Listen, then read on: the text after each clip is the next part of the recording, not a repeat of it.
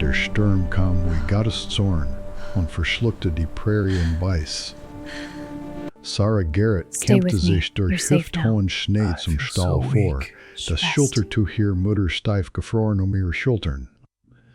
Sie erwartete nicht, einen sterbenden Mann an der Tür zu finden.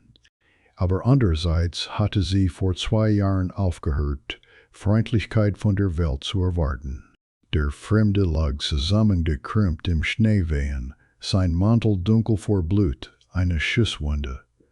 Sie sah, dass die rechte Seite noch immer sickerte. Sein Pferd war verschwunden. Sein Gesicht, das was unter dem Frost zu erkennen war bleich wie der Tod. Seine Augen öffneten sich, blau erschreckend gegen all das Weiß. Bitte, das Wort kam gebrochen heraus. Keinen Ärger.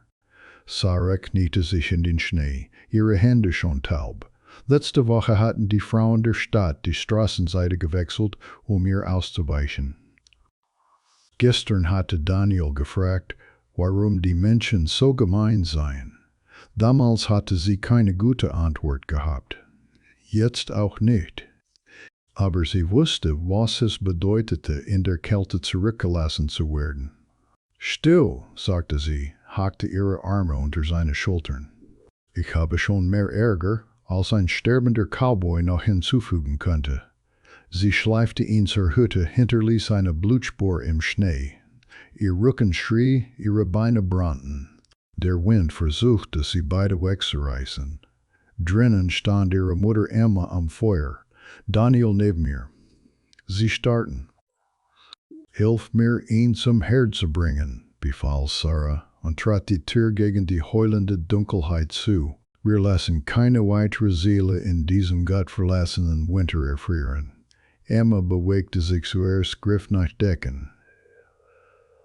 Daniel rannte nach Wasser. Gemeinsam legten sie den Fremden ans Feuer, sein Atem flach und feucht.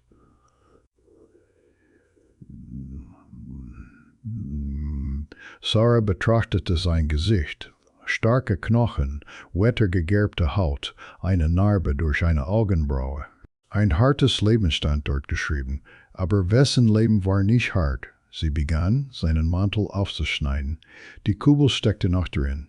Ihre Hände mussten hinterher. Mama, sagte sie leise, erhitzt das Messer. Sarahs Hände zitterten, als sie die Klinge über die Flamme hielt. Emma hielt die Lampe, ihr Gesicht angespannt. Daniel lugte hinter einem Stuhl hervor, die Augen groß wie Monde.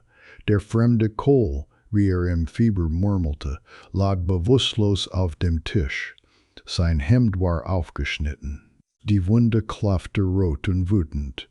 Halt ihn fest, sagte Sarah zu ihrer Mutter. Sie drückte das Messer hinein. Kohl schrie, obwohl bewusstlos war. Bäumte sich auf. Emma warf ihr ganzes Gewicht über seine Schultern. Daniel wimmerte. Blut, so viel Blut. Sarahs Blick verschwamm, aber ihre Hände blieben ruhig. Sie hatte Kälber auf die Welt gebracht. Sie hatte Daniels gebrochenen Arm gerichtet, als vom Heuboden gefallen war. Das hier war nur Fleisch und Knochen, nur ein weiterer Körper, der versuchte, am Leben zu bleiben. Die Kugel kam mit einem feuchten Geräusch frei. Sie ließ sie in eine Blechtasse fallen, dann nähte sie die Wunde mit Zwirn, der eigentlich für Daniels Hemden gedacht war. Wird sterben? Flüsterte Daniel. Nicht, wenn ich es verhindern kann. Sarah drückte sauberes Tuch auf die Nähte. Jetzt hol mir Schnee. Wir müssen sein Fieber kühlen. 3 Tage vergingen in einem Nebel aus Schweiß und Eis. Kohl murmelte im Schlaf, Namen fielen heraus, Thomas, Margaret, hätte schneller sein sollen. Sarah fragte nicht nach. Sie kühlte seine Stirn und hielt ihn am Atmen. Am 4. Morgen öffneten sich seine Augen klar. Starrte an die Decke, dann zu ihr. Oh, sicher. Du bist sicher, sagte Sarah. Versuchte sich aufzusetzen. Sie drückte ihn zurück.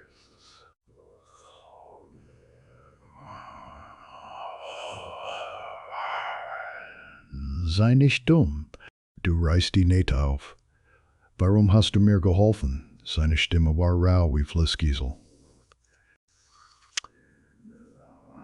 Sarah reichte ihm Wasser. Weil jemand es tun sollte, trank und musterte ihr Gesicht. Du kennst mich nicht. Ich könnte ein Verbrecher sein. Das denkt die Stadt sowieso schon von uns. Sie nahm den Becher zurück. Einer mehr macht keinen Unterschied. Daniel kroch näher heran, fasziniert. Bist du ein echter Cowboy? Hast du ein Pferd? Kannst du schießen? Coles Mund zuckte fast zu einem Lächeln. Früher mal. Daniel, lass ihn ruhen, rief Emma vom Herd. Aber Sarah sah, wie etwas in Coles Augen weich wurde, als den Jungen ansah, ein Riss im Stein. In dieser Nacht beobachtete sie ihn beim Schlafen am Feuer. Emma flüsterte, bringt Ärger.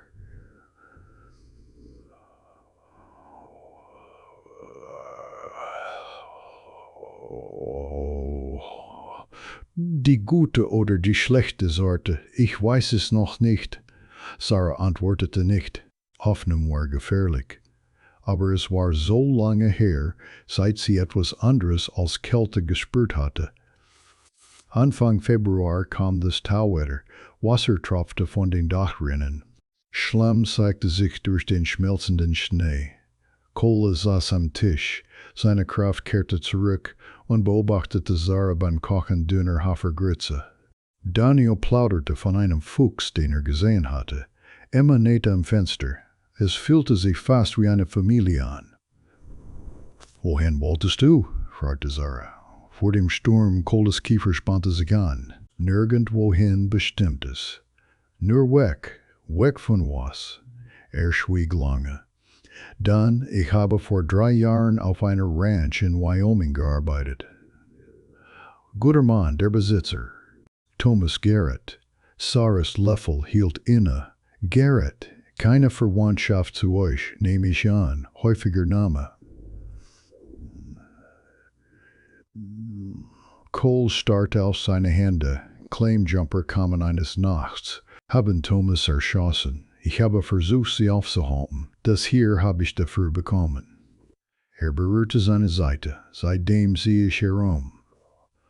Emma legte ihre Näharbeit weg. Warum? Weil ich schneller hätte sein sollen. Die Worte kamen hart. Hätte ihn retten sollen. Seine Tochter Margaret, sie sagte, ich sei ein Feigling. Sagte, sie wolle mein Gesicht nie wieder sehen. Und du hast ihr geglaubt? Fragte Sarah leise. Cole sah ihr in die Augen. Würdest du nicht?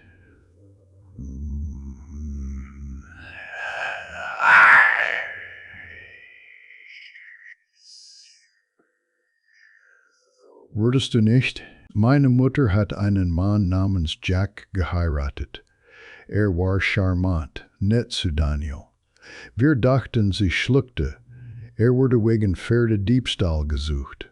Starb in einer Schießerei, bevor wir die ganze Wahrheit wussten. Die Stadt hat beschlossen, dass wir auch Verbrecher sind. Kirchenfrauen sprechen nicht mit uns. Der Ladenbesitzer betrügt uns bei jedem Einkauf. Kinder werfen Steine nach Daniel. Daniel senkte den Kopf. Sie nennen mich Diebsbastard. Daniel, sagte Emma mit brechender Stimme, so nennen Sie mich, Mama. Cole sah sie alle an, diese zerbrochenen Menschen, die sein Leben gerettet hatten. Ich sollte gehen, sagte er. Ich bin stark genug. Wohin? Fragte Sarah. Ich weiß nicht, nur weg. Schaffte es bis zum Rand des Grundstücks, bevor seine Beine nachgaben. Die Wunde öffnete sich wieder, Blut sickerte durch sein Hemd. Fiel in den Schlamm, fluchte über seine eigene Schwäche. Sarah fand ihn dort. Du bist zu stur zum Sterben und zu dumm zum Leben, sagte sie. Wut und Angst mischten sich in ihrer Stimme. Sie schleifte ihn zurück zur Hütte, ihre Arme zitterten. Warum? Keuchte er.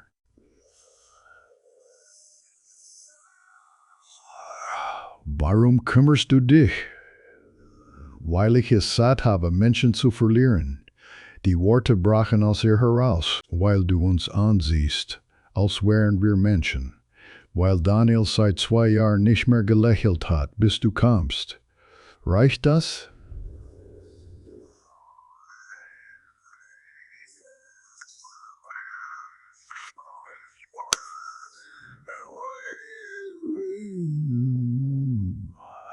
Als wij eines dat 2 Jahren. Je tu, falles eines wij eines de Mann. Je du ak, je tu akino. Dann leise, ich bleibe bis zum Frühling, wenn ihr mich haben wollt. An diesem Abend half Daniel, ein Holzpferd zu schnitzen. Emma und Sarah wechselten Blicke. Dieser zerbrochene Mann wurde Teil ihrer zerbrochenen Familie. Draußen schob die erste Krokusspitze durch den Schnee. Der Frühling kam. Alles würde sich ändern. Mitte Februar verwandelte die Prärie in Schlamm. Cole arbeitete trotz Sarahs Protesten, reparierte das Scheunendach, hackte Holz, brachte Daniel das richtige Schnitzen bei. Sarah beobachtete ihn vom Fenster der Hütte. Kaffee dampfte in ihren Händen. Er bewegte sich vorsichtig, schonte seine Seite, aber entschlossen. Sie hatte ihn nicht gebeten zu arbeiten. Er tat es einfach. Er macht sich nützlich, sagte Emma und knetete Brot. Er macht sich dazugehörig. Er gehört nicht hierher, sagte Sarah. Aber ihre Stimme klang nicht überzeugt. Daniel rannte mit einer Holzpistole hinaus, die Kohle für ihn geschnitzt hatte. Sein Laken hallte über die Farm. Sarah merkte, dass sie lächelte. Ich brauche Vorräte, sagte sie. Ich reite in die Stadt. Nimm Kohl mit. Nein. Sarah stellte die Tasse ab. Das würde alles nur schlimmer machen. Die Stadt war genau so schlimm, wie sie befürchtet hatte. Hollis, der Ladenbesitzer, sah sie an wie Dreck.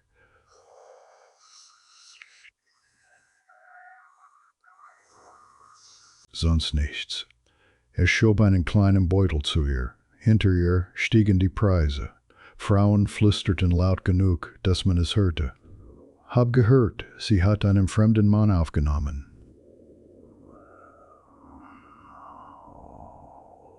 Die ganze Familie ist verdorben. Jemand sollte es dem Pastor sagen.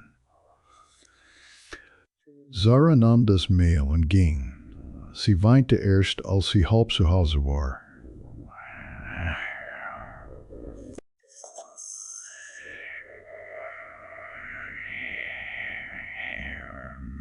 Er sah ihr Gesicht und verstand sofort.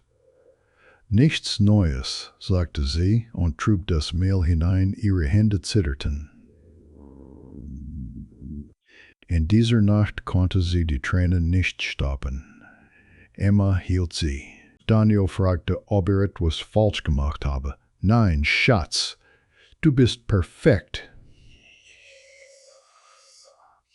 Am Morgen kam kalt und klar.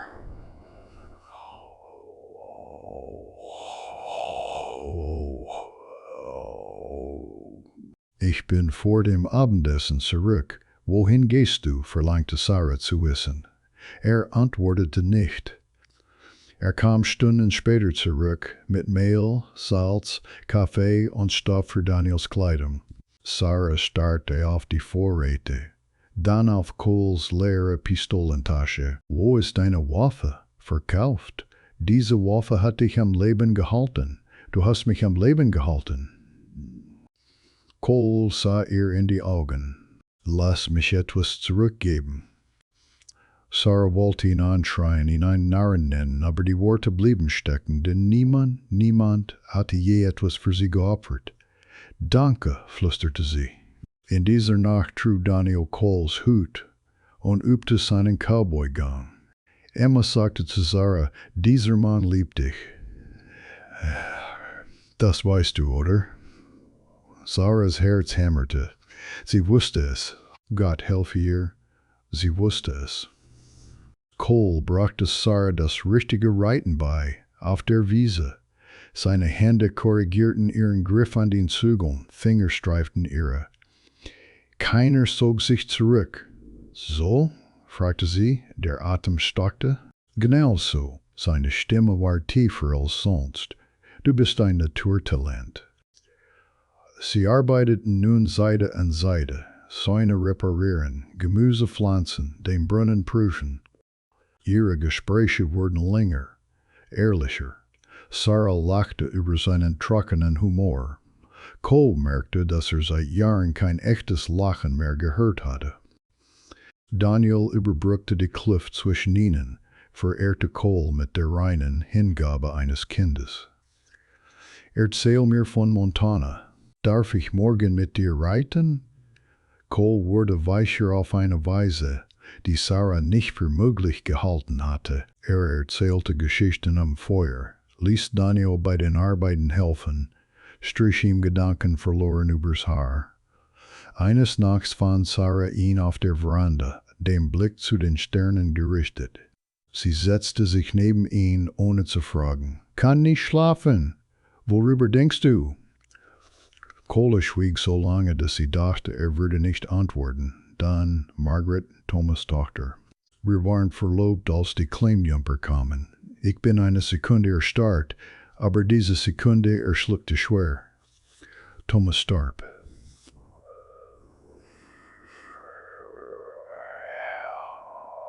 Sagte, sie wolle mich nie wiedersehen. Vielleicht hatte sie recht.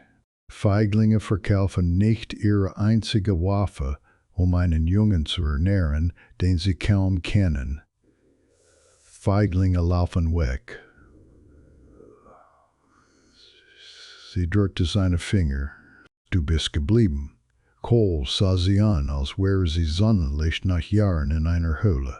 Sarah, ihre Gesichter waren nur Zentimeter voneinander entfernt, fast ein Kuss. Sarah, rief Emma von drinnen. Kannst du mir helfen? Der Moment brach. Kohl zog sich zurück, räusperte sich. Sarah stand auf, ihre Hand glitt aus seiner, aber alles hatte sich verändert. Am Morgen verkündete Emma beiläufig, der Frühlingstanz ist nächsten Monat. Wir sollten hingehen.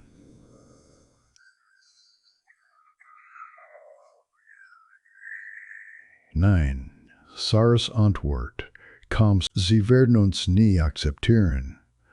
Mama, Kohl sagte nichts, aber sein Kiefer spannte sich.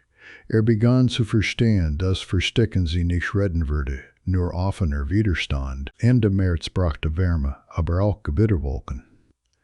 Sarah arbeitete im Garten, als Hufschläge nahten. Sie blickte auf und sah 5 Männer auf Pferden. Pastor Yates, Sheriff Denton, 3 Stadtälteste. Ihr Magen sackte ab. Sie stiegen ab, ohne Gruß. Pastor Yates lächelte falsch wie lackiertes Holz. Sarah, wir müssen mit deiner Mutter sprechen. Worüber, es ist uns zu Ohren gekommen, dass ihr einen unverheirateten Mann mit einem Kind im Haus beherbergt. Das ist unangemessen. Kohl trat aus der Scheune, Daniel an seiner Seite. Er erfasste die Lage sofort und stellte sie vor. Ich arbeite hier, sagte er. Das ist alles. Wofür? Höhnte ältester Hollis, der Vater des Ladenbesitzers. Diese Familie hat kein Geld. Was bekommst du wirklich, Cowboy?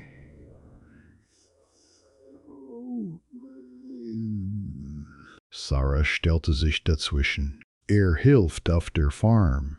Wir geben ihm zu essen. Ehrliche Arbeit.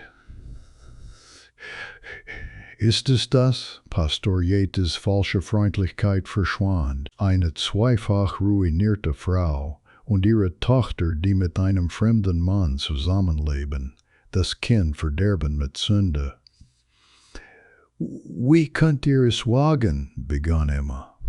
Wir wagen es, weil uns die Moral dieser Gemeinde am Herzen liegt. Pastor Jesus richtete sich auf. Der Mann geht, oder wir beantragen, den Jungen wegzunehmen. In eine anständige christliche Familie. Daniel griff nach Coles Hand, verängstigt. Sarahs Welt kippte.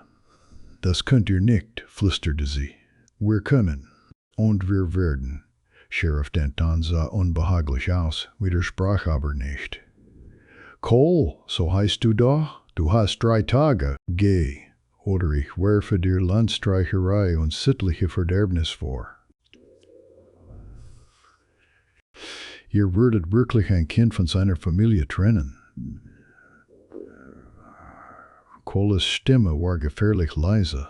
Wir würden ein Kind vor Verderbnis retten. Pastor Yates stieg aufs Pferd. 3 Tage. Sie ritten davon. Stille legte sich Regift über die Farm. In dieser Nacht fand Sarah Cole in der Scheune, wo sein Bettzeug packte. Wut explodierte durch ihre Angst.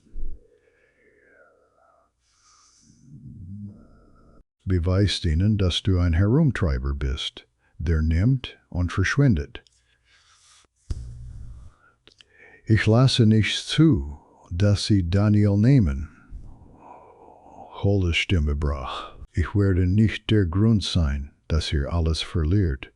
Du bist nicht der Grund, ihre Grausamkeit ist es. Sarahs Blick verschwamm. Du bist das erste Gute seit 2 Jahren. Und sie konnte nicht weitersprechen. Cole zog sie an sich, seine Umarmung verzweifelt und zärtlich. Ich gehe, flüsterte er an ihren Haaren. Aber ich finde Arbeit, spar Geld, komme anständig zurück. Ich heirate dich, wenn du mich willst, Sarah.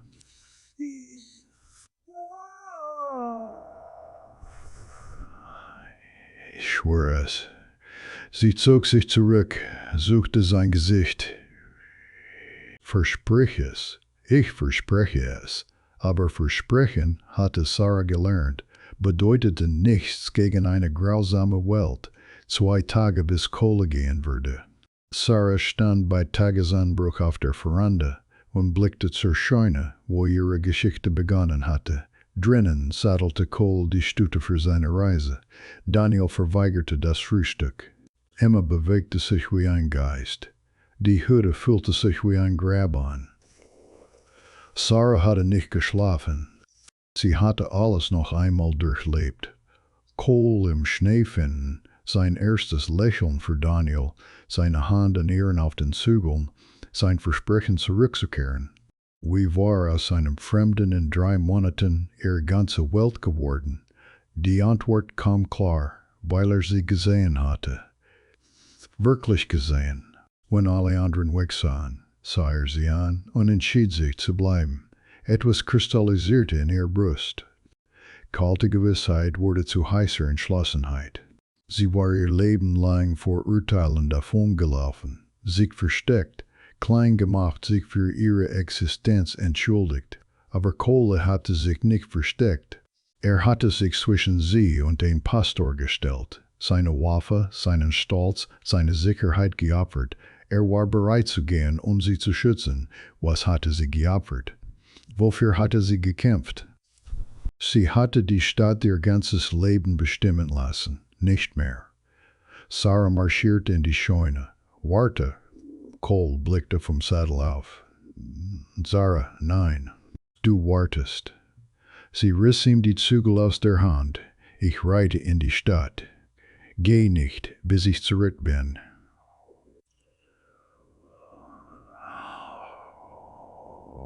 Was hast du vor?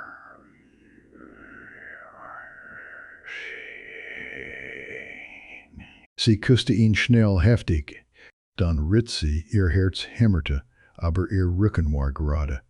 Sie fand Pastor Yates in der Kirche, wo die Sonntagspredigt vorbereitete. Blickte überrascht auf. Ich komme zum Frühlingstanz, verkündete Sarah, mit Cole. Und wenn du oder sonst jemand Einwände hat, sag sie mir ins Gesicht vor der ganzen Stadt. Denn ich bin fertig mit dem Verstecken. Ihre Stimme hallte von den Balken wieder. Dieser Mann ist sein von euren Heuchlern wert, und ich werde ihn heiraten, ob es euch passt oder nicht.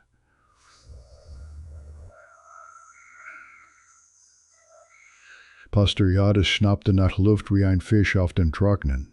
Sarah wartete keine Antwort ab. Sie ritt heim, fühlte sich leichter als seit Jahren. Cole wartete auf der Veranda, verwirrt und hoffnungsvoll. Was hast du getan? Ich habe ihnen die Wahrheit gesagt. Sarah stieg ab außer Atem. Wir gehen zusammen zu diesem Tanz. Wir stellen uns vor ihnen allen hin und zeigen ihnen, dass wir uns nicht schämen. Sarah, sie könnten es noch schlimmer machen.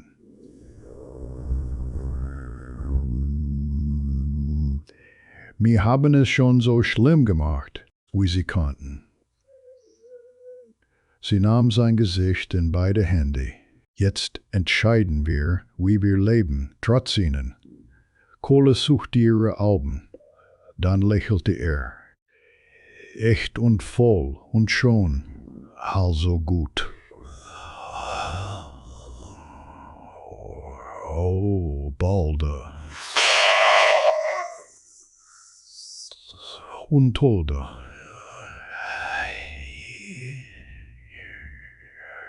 We, alde, kees est uns holde,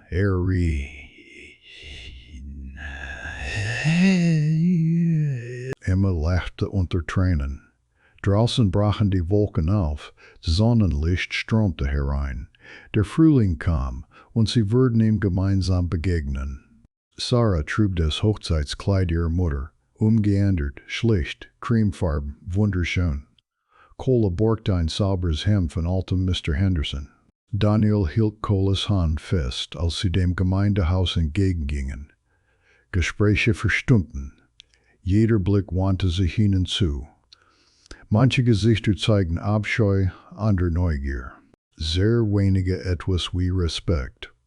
Sarah hob das Kinn und ging hinein. Pastor Yates stand nahe der Tür mit seiner Frau Martha, einer stillen Frau, die einmal freundlich zu Sarah gewesen war. Der Pastor öffnete den Mund, aber Martha sprach zuerst. Ich bin froh, dass du gekommen bist, Sarah. Ihre Stimme war vorsichtig, aber echt. Es ist zu lange her, dass junge Leute zu diesen Veranstaltungen kommen. Keine Vergebung, aber auch keine Verurteilung. Etwas löste sich in Sarahs Brust. Alter Mr. Henderson trat auf Cole zu. Habe gehört, du suchst Arbeit. Ich könnte einen guten Mann auf meiner Ranch brauchen. Zahlt fair. Ich wäre dankbar, Sir. Eine junge Mutter bedankte sich bei Sarah, weil sie letztes Jahr ihrem Sohn geholfen hatte, als er gefallen war.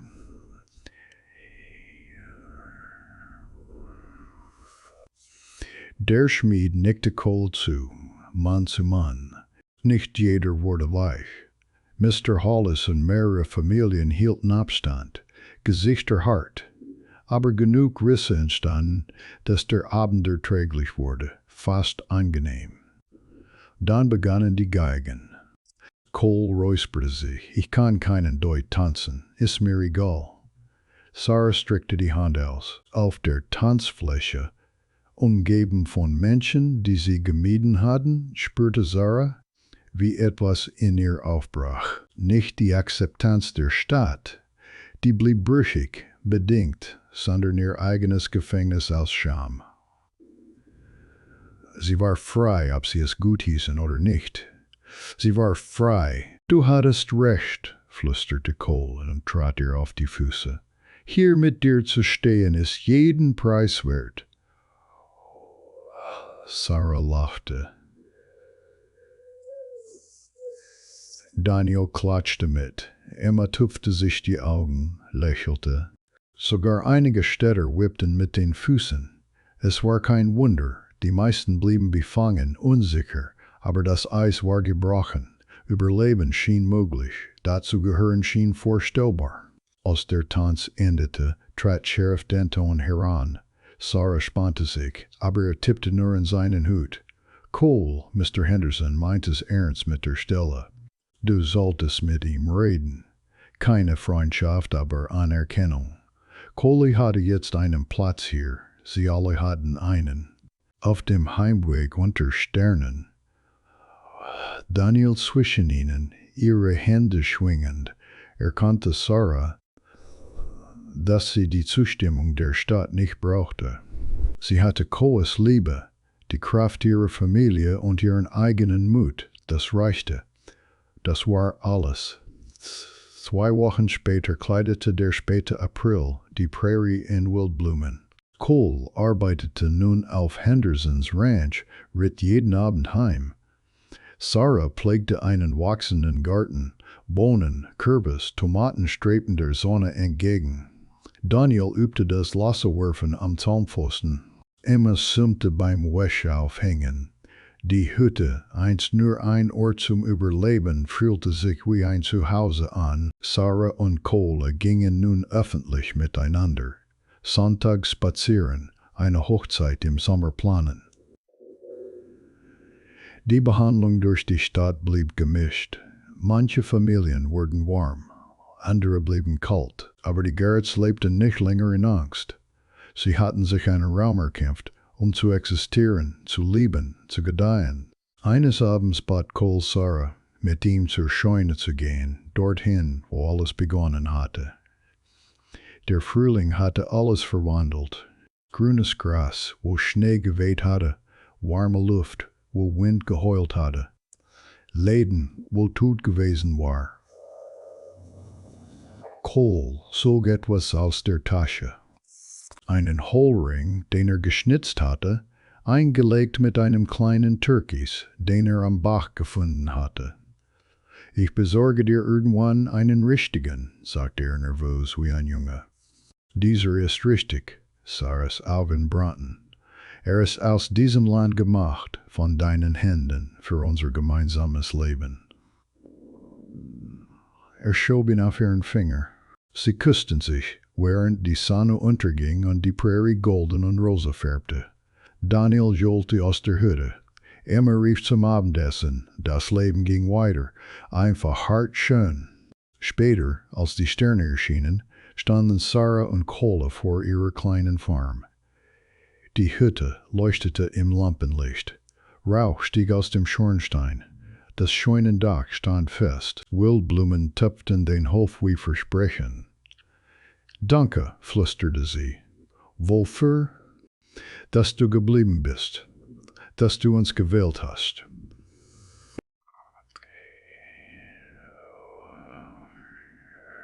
Cole sie nah. Du hast mein Leben in diesem Blizzard gerettet, aber mehr als das. Berührte sanft ihr Gesicht. Du hast mich davor gerettet, allein zu sein.